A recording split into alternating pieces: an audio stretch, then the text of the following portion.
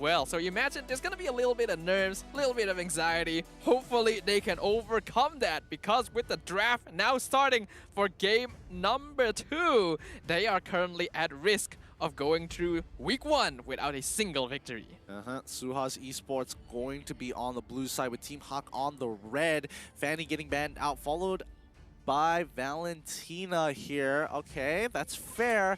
Let's see if SUHAZ Esports is going to ban out. Yep, Farmis. Fair miss, understandable, get rid of that. So far their bans are looking to be pretty similar to the previous game. Obviously now that Team HAQ are on the red side, they're going to give a lot of respect over to the Valentina since they no longer have the priority pick. Yeah, exactly. But that does beg the question, what else do they find priority, right? I'm expecting 1-1 to get banned out by Team HAQ specifically, but they ban out Natalia, and then the next one should be 1-1. I'm fairly confident about that. SUHAZ Esports, however, what else needs to be banned out here? Is it worth... They probably want to pick up the Julian for themselves since they're going to be on blue side. Do they want to ban things like the Akai? Do they want to ban Ling or Beatrix? I think there is an argument for Beatrix. I don't think Ling deserves a ban. Oh, well, I get... Okay, I suppose. But Gary's hero pool pockets are pretty deep here. I wouldn't be surprised if he decides to go for, like, arguably Lancelot, Hayabusa, any type of assassin-style junglers. But Team HAQ, on the other hand, are they going to ban out the 1-1? Or are they going to follow their previous ban in game number 1, which is the Akai? There we go. 1-1, ban it out. Slap it. Come on. Come on. One more. Your moments, you're millimeters away. Okay, guess not. I think it has to be the 1-1. You can't afford to give this away. People have been able to make miracles happen with this hero. That crossbow of Tang in the late game is simply too strong. And if they don't ban it out, well, that is really risky. Yeah, I guess they're just taking the time to discuss their further bans while they still have that bit of extra time. They ban out the 1-1 finally. First pick underway, starting off with SUHAZ Esports. Let's see what they go for here. Julian would be the obvious pick here, because even though they ended up losing in the previous game, it's still really, really strong. But it does look like there's going to be a heavier priority towards Tamus, which means that Julian should fall into the hands of Team HAQ. Okay. Let's see if Team HAQ is actually going to pick it up. I would like to see Gary play Julian. I'd be very curious to see. I think it's more likely Julian though. He has played a lot of Julian. Yeah, I mean that's fine. I mean that's fair, but I would definitely prefer if Gary played it, right? Go back to the Nana once again, one more time. Show us another Nana and a Julian here. But I think this should be Julian and Beatrix for Team HAQ. It just seems like a very obvious first 2 picks, considering you don't usually get these 2 true like that, and yep, that is going to be the case. Yep, again, great calls on the predictions for this particular draft. I really was hoping for Julian Nana though, I'm not gonna lie. SUHAZ Esports now will get their hands of Akai. Now, I'm surprised that Akai actually made it through this far. I was expecting Team HAQ because they banned it out in the first game itself. Why not pick it up for themselves? But I guess, you know, they don't want to be boring. They decide to go for the Eve on top of it all. I can see them hovering the Nana right there. They want to go for it again. Do it! And it would be quite easy to set up the stun on the Eve with the Molina Blitz, except it is a little bit slower than certain other mages. We wonder if that's what they will go with. Otherwise, picking up the Cho for Min right now is not a bad choice. Personally, I think if Team HAQ wants to just counter the drafts right now, they can just get the Diggy, right? Because again, real world manipulation. They've got yeah, there we go, Diggy, boom, easy. Nice. 2 heroes dealt with. Kai can't do much with it. Can't look for those engages, and the real world manipulation you can play around if you don't have the Diggy ult. So we move into the second phase, right? Starting things off, Team HAQ is going to look over at SUHAZ Esports. They still don't have a gold laner as well as EXP and a support. I mean, they could flex the Akai, but the odds of that doesn't seem... Wait. Cool. Good. Just typing. Just taking the full advantage. Just asking Winton for some diamonds on stage. Straight up. Straight up. No shame. They're like, by the way, I don't know how they just seem to know. Do they just keep typing it in hopes that they see it? Or does the camera, when the camera turns on them, do they just have a sixth sense for it? I think it is a little bit obvious when you have a guy holding a massive camera standing right behind you, you know? Like, And you know how some people have a sixth sense, like thinking, someone's staring at me right now. I think it makes it a lot easier when you have a massive camera over your shoulder. But you don't know if it's on you on the live. For all we know, it could just be like the wide shot for all we know. But hey, let's come back into the draft. Brody is going to be the first ban in the second phase coming in from Team HAQ. Definitely understandable here. SUHAZ Esports.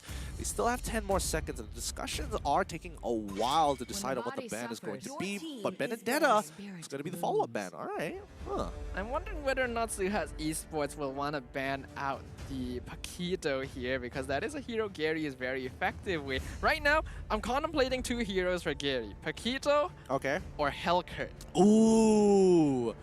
Ooh. Both are pretty decent. I would agree with you. I would agree with the Hellcurt. Paquito, I guess unless we see what SUHAZ Esports is opting to go for in the gold lane, I would imagine Paquito will come out if something like Irithel, for an example, is shown up, or arguably even Claude as well. But Popo and Koopa is going to get banned out for the side of Team HAQ. Definitely understandable. They don't want the oppressive marksmen against Beatrix. Yeah, makes a lot of sense. They want to make sure that Panda has the most comfortable lane he can get. And like we mentioned in the previous game, Popo and Koopa is basically the only marksman that has a favorable lineup against the Beatrix.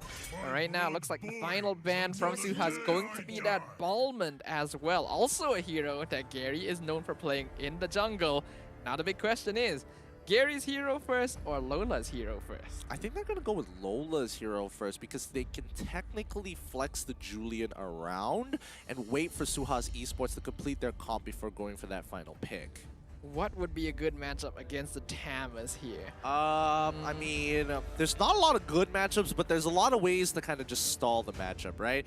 Now that they've shown Thamus, they can easily go for Esmeralda if they really wanted to. They could technically show a Cho if they wanted to too. How about Yuzong? Yuzong? Yeah. Actually, Yuzong would be pretty okay here, eh? Yep, that would be pretty decent as well. 4 seconds until they make a choice here. What's it going to be from the side of Team HAQ? They have to lock it in. Your team is picking. Paquito, okay. Oh, they're flexing the Paquito here. Okay, I think I'm fine with that. Yeah, it's something that either Lola or Gary can play, so they're keeping things more suspicious for SUHAZ, and it actually doesn't necessarily eliminate the possibility of Julian jungle too. Oh, well, I'm hoping for Julian jungle coming in from Gary. I'm very excited to see. After how Raisin decided to play his Julian jungle, it's still pretty effective, especially when you build in full damage. Oh, you really feel that punch. Yep, now with the final 2 picks for SUHAZ, we still don't know for sure where this Akai is going to go. It can be either roam or jungle, so these final 2 picks are going to tell us exactly what we need to know. What they do need is more consistent late game DPS right now, so it does look like they're gonna go with the Claude for that, but right now, with 3 picks and a 0% win rate, Hero's not looking all too good. Hopefully Raph will be the answer they need to secure that early game. Is Raph gonna be enough? I don't know. SUHAZ Esports, I guess they're really banking on this big wombo combo. Let's not forget that Masha is still on the table. They could have gone for a Masha here for the side of SUHAZ instead of the Raph, and kind of just let Claude, you know, kind of hold on to his home, but and then maybe play Masha as the support. But I guess, you know, SUHAZ have dedicated Masha for only the EXP and not going into the support position. Team HAQ, on the other hand, they're going to be locking in their final hero. There we go. Cho gets locked in. Is this going to be an EXP lane Cho then? It has to be, right? Yeah, I think so. I think it's going to be Mon on the Julian, yep, and then Gary on the Paquito. Yep, this is pretty classic for Team HAQ. I am kind of curious how well Lola will be able to play the Cho, since I don't think we've actually seen him play this hero before. Hopefully, Min will have given him enough pointers to be just as annoying as he is. I'm sure he will be able to do it, right? I don't think he's going to be locking in Cho, not feeling confident about his capabilities. But It's time to start rolling the dice here. Is it going to be SUHAZ Esports bringing it to a 1-1, or is it going to be Team HAQ going for a 2-0 to end this, to end their best of 3 strong? A team fight composition strongly coming out from SUHAZ Esports, but you can hear the chance that Team HAQ, they've got the one hero that counters that CC to run them down. It's time to jump into the land of dawn. This is gonna be the deciding match potentially of the series if Team HAQ are able to secure a 2-0 victory for the juicy 3 points to raise their standings even further. If we look overall at their team lineups, Team SUHAZ Esports will have a very strong team fight composition, as you mentioned earlier, whereas Team HAQ will be focusing more on a skirmish style of gameplay, with Cho, Paquito, and Julian all having pretty good mobility and one-shot potential. But if you notice, Min, he's already going to be babysitting up towards that top side. Lola is going to be hovering mid. He's taking way too much damage. He's taking way too much damage, and he can't afford to recall because he won't hit his level 2. Vince Smoke has done a good job at harassing him with the help of Oxygen. They're going to go up for... Do they steal that? Oh. I'm not sure. They might have, actually. I'm not certain. They did. I think they did. Raisin is already at... Yeah, Raisin is already at level 3 and Gary is a level down. So that is a little unfortunate. Yeah, that's kind of rough. I do notice as well that Team HAQ kind of did a bit of a lane swap here. Man is playing in the EXP lane, and Lola is mid lane as the Cho. So he's going to be focusing more on roaming around to assist the rest of his team instead of really just honing in on one lane. I'm surprised, though. I would have expected, you know, Julian to be totally fine here in the mid lane. But I guess they don't want him to get harassed. I don't think Cho into the Thamas is a terrible matchup by any means. Yeah, I agree as well. I feel like they could have kept the usual Cho, EXP, and Julian mid, but I suppose they want Man to hit his level 4 earlier, and Julian would be a better matchup into the Thamus, but not by very much. Yeah, I mean, Norsana, I guess he knows the matchup well enough to be like, as long as I don't take a terrible trade, it won't be the end of the world. Turtle gonna get started by the side of SUHAZ Esports as Abumon and Vince Smoke just holding on to the top side. Gary actually going for the initial dive here. Turtle is already down, but Abumon, he is so stuck, and Vince Smoke can't do anything. Even with the holy healing, it ain't enough. Gary should be the next to fall, but Vince Smoke takes the kill instead of Oxygen. That's a little sad, but hey, what happens, happens. A little bit unfortunate. I see what Team HAQ were going for there. You could see that they just decided not to contest the turtle at all because they don't have priority on the bottom lane. Instead, trying to go for a gank up top side. And while they were able to pick off the Claude, unfortunately, Gary's cooldowns were not quite short enough. You could see that he walked back towards Oxygen at that last moment. I think he was waiting for a heavy left punch to come back up so that he could get that shield. Unlucky, not quite enough. Yep. Unfortunate indeed, but hey, what can you do? Still, it's not going to really slow Gary down too much here. Raisin is going to be ahead in levels, and let's see if they can actually find the retribution on the top side, if they can look for this potential dive. But let's not forget, Min does have that time journey, so he should be fine to protect Panda up on this lane. 50 seconds until the next turtle comes back up. Oh, Lola's in a bit of danger here. They want to set up on the Cho, but Jikundo makes sure that the heavy spin can't come out, and Man will be joining him here in mid lane. But this is a 2v4 situation. I don't think they're going to be able to get a kill. No, they're probably not going to get a kill here, but Panda is starting to get a little greedy. Min, however, informs him about Vince Smoke's presence and potentially Oxygen's as well, as mid lane is a little too clear, and Lola has been tailing them this whole time. Man has to get on out of there. He's dealing some decent damage to City Norsana, but they find the kick onto Oxygen, catches Oxygen on the rotation, and now Panda successfully continuing to siege down on that top tier 1. That was just beautifully done. SUHAZ Esports has been doing such a good job of responding to Team HAQ's rotations the entire time, but the moment they let their guard down for just one minute. They catch out the mid laner, and that'll allow them to gain control over the turtle pit. Panda even clearing up the entire top tower before the gold shield even disappears. Here we go. Raisin trying to go with the heavy blows, trying to make sure that Gary isn't able to get into the middle of the fight, but unfortunately, that leaves Lola isolated for the rest of the SUHAZ. Think about Citron Rosana almost going down, but Mon could not finish him off. That's unfortunate for Team HAQ, but SUHAZ Esports gets a nice engage there. Mon now still trying to chase the Tamas. Might be putting himself out of position here. No mana, no cooldowns. But the same can be said for SUHAZ, so he is able to walk away. Alright, now that they get to walk away, Mon is going to go for the full reset here. And that does mean that Lola can actually rotate back down and actually hover across that wave. With the help of Beatrix, they need to make sure that they don't lose or trade a tower back into the hands of SUHAZ Esports. You can see from the items so far that most of the cores have already completed their first item, with the richest player on the map right now gonna be Panda after clearing up the entire gold shield, already finishing a BOD at this stage of the game. They're going to continue on their siege. Bottom side looks like it's threatened, but Abumon, he's scared to walk up here. He doesn't want to get caught, and he's not entirely sure where they are. But now he's got the information where everybody is. 2 mid, 1 on top. That means it's going to be Diggy hovering around. But Julian, he's stalking. He's stalking on the bottom side of the jungle. Vinsmoke might be in some trouble, even using Holy Baptism as well to ensure that he doesn't get caught by Lola. And they press the advantage even more. Yeah, but look at bottom side. Panda's getting so much money from towers, and that's forcing SUHAZ to come down to the bottom lane to respawn. Oh! Panda, he's flickering forward. He misses out thanks to the battle mirror image. And here comes Ryzen, Min, and Panda in a lot of danger. But Time Journey keeps him alive. Panda gets the kill!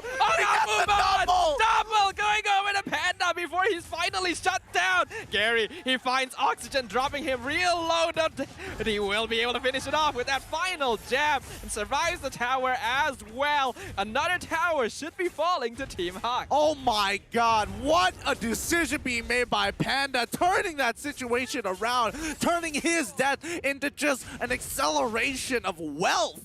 Oh man. Time Journey gets popped, he turns around, sees Abumon greeting out, takes him out, and kills Vinsmoke just before he dies.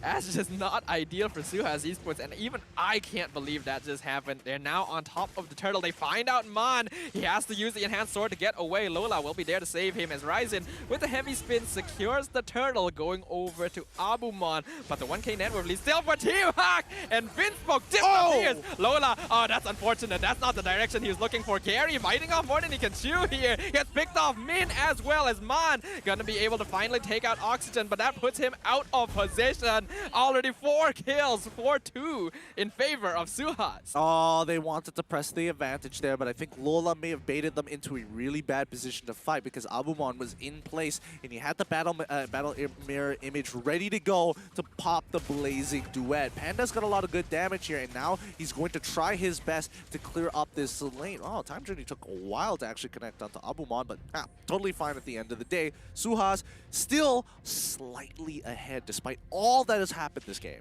SUHAZ needs to catch out Panda, otherwise the fight is not really considered won at this point. This Beatrix is the biggest issue for the blue side of the map right now, and they need to make sure that Panda cannot continue scaling up if they want to secure victory. But Team HAQ, they're not going to give that away very easily. No, not at all. Citron Rosana trying to defend this mid-tier 1, and Mon just really baiting out as much attention to himself. Again, another tier 2 has been traded for a tier 1, and they might lose another tier 2 here. It doesn't look like they have any, Team HAQ has any control over the bottom side of the map as Abumon getting free hits on this tier 2. SUHAZ is babysitting him. They want to make sure that Claude can match up to the Beatrix, but now Mon doing a lot of damage to Vinsmoke, forcing out the Holy Baptism. That's an important ultimate, not available for the next fight. But here comes the heavy spin. Doesn't matter though, Time Journey exists. Mon dropping real low. Abumon doing a lot of damage to Panda. Wind of Nature means Panda has to flicker away, but here comes Gary. Picks up the kill on the Claude. Real one manipulation doing a lot of damage to Lola. He will probably be sacrificed to allow his team to Snipe! Oh! Oh! Misses the snipe on City Norsana. Oh, that was too close. That was so close. It was almost pixel perfect. They could have gotten a profit in that trade, but THQ, they back off now. There's nothing much they can do. Let's pull up the item list here. We're seeing 2 items coming out from Julian, 2 items coming out from Paquito, 1 item coming out of Lola so far, but Panda in a lead with 2 items and 2 components here. I think he needs to make a decision on what he wants to buy. I think we can also see that Abumon has been forced into getting Wind of Nature before Golden Staff. It kept him alive in that last fight, but that's going to delay his damage even longer. I think it's necessary, because if he didn't have it, he would have died to Panda straight up with the amount of damage that Nibiru was about to come up with, on top of the fact that he had Wesker. So I'd rather not risk it. If I was in Abumon's position, I'd definitely build it too. Man going to be able to escape. Honestly, I like the way that he's playing this Julian. I think Man has used more enhanced swords just in this one game than I have seen throughout my entire career casting MLBB. But here we go. Raisin, he's going to go with the body slam. Lola gets the third hit. G couldn't know, but that's going to pop. They do get the time journey off just in time. That's 2 ults. They can look for the re-engagement here. Are they going to actually take the opportunity to do so? Because Lord is up, and, you know, Gary is on top side clearing up that wave in that 1v1 against the Thamos. SUHAZ is trying to press the advantage here, but they're going to be losing Thamos soon. They find the shutdown on a Kai. It's a real-world manipulation, looking for kills. Finn Smoke lives, but they take out Gary finally here after finishing City Norsana. Gary chasing them down. Lola so very... Oh, Lola, don't die to Lord. Don't die to Lord. Holy healing doesn't connect just yet. Oxygen can't find the angle, and THQ, they back off. That was honestly a really good decision from SUHAZ Esports though, all things considered. They used the heavy spin to bait out the time journey and save the real world manipulation, knowing that Min wouldn't have it back up when they're taking the Lord. It's just unfortunate that they hadn't factored in Gary coming in from behind, and with Razin getting taken out by the enhanced chain, they no longer could contest the objective safely. I mean, City Norsana, he tried his best to slow down Gary, but eventually it was a losing battle. Gary is significantly ahead. He has been farming hard on this Paquito, and unfortunately for City Norsana, lane gold is not going to be enough when he is 2 levels down.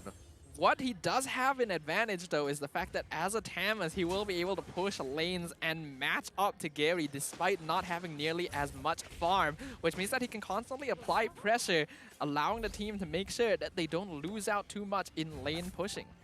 Yep, but once again, the same situation occurs once more. Top side, lane management happens. Team HAQ now taking full control over the Lord Pit's side. Lola, he sees one. Time Journey is going to reverse attack. Gets onto Raisin. That's a lot of damage with the enhanced chains. That's a combo of enhanced chain and the point blank Wesker shot from Panda. Lola now going to constantly pressure them. God's caught out with the Holy Baptism, but here comes Time Journey keeping him alive. Panda finds the Lord, and SUHAZ Esports have to make a hasty retreat. Man, that such a feels bad when your jungler is unable to get into the fight, and Gary is nowhere to be seen. He was just managing topside, realizes, okay, my team needs me, I rotate. By the time he rotates there, it's already done. It's like, oh, I guess I'm here. All things considered though, Team HAQ are only 2k net worth ahead. SUHAZ are still in an okay spot in this game, 9 kills to 10. That's only the first Lord of the game, so they shouldn't have too much problem clearing it up. And we can see from the AI as well, it's actually not leaning that far towards Team HAQ. Yeah, it's 40% to 60%. Let's see if that changes later on into the game. But Team HAQ going to look for an inhibitor here. They're synchronizing the waves. The second wave of Lord Empowered Minions will be crashing onto the bottom side, which makes that wave even bigger. So THQ going to continue the siege. Real world manipulation already used. Min is going to try and get out of here. So that's one big ult coming out of SUHAZ's Esports' arsenal. They find Raisin. He's in trouble. He dies. Top Panda will get sniped, but that kick coming in from Lola finds City Norsana. He tries to pop the vengeance, but it's not going to be enough. Panda has the opportunity. Lola with a third hit of G Kundo sends Finn Smoke and Oxygen back. They can end this right here, right now. Min's got to be careful. Panda looking for opportunities to snipe. Conceal is already down, but there's no more minions to help them push. They have to back away. Razin just got absolutely decimated in an instant, and a really good catch from Lola as well. Team HAQ, though, should have actually been able to end the game there if not for the fact that Gary actually died 1v1 to Abumon. Vinsmoke instantly gonna be a casualty, and Time Journey used to make sure that they don't die to the Wrath passive. Wow, I've never seen someone so nervous about the Wrath passive that they had to do it. They really had to pop that Time Journey. And I mean, even though Lola had gotten the shield, had he not, I think he would have died there, to be fair, if he didn't have Shunpo or something to give him a bit of a shield. And we do have to be very cautious about Abumon now. He won the 1v1 against Gary in that previous Lord push, and he's actually doing a lot of damage to Team HAQ. They need to respect this Claude and make sure that they're not caught out in a big blazing duet, because right now, that is SUHAZ Esports' key to victory. Yep. SUHAZ, they can't afford to make any mistakes here. A single one would mean that Team HAQ is going to go and rush for the end. 14 minutes into the game with only a 3K gold lead in Team HAQ's favor. SUHAZ Esports, they need to wait until the 42K mark before they opt to take the next fight. We can see that both teams are playing quite passive right now. They know the Lord is going to come up in another 10 seconds, and they can't afford to take a big fight unless they're sure they can get a pick off. The positioning from Team HAQ is going to be more favorable, and now they want to engage onto Razin, but the rest of his team is right behind it. Yeah, they just play it slow. They have crashing waves here for the side of Team HAQ. They have every advantage on their side. They don't have to do anything drastic just yet. But Lola, he finds Oxygen, tries to zone him away. Vinsmoke gets the Holy Baptism, but Lola is able to get on out of here with his full tank build with Mon to deter them. Wait, he goes back in. Lola wants to find something. He's slowing down. He flickers out of the way to buy time for the rest of the team to take the Lord. This means that SUHAZ, they are living on borrowed time.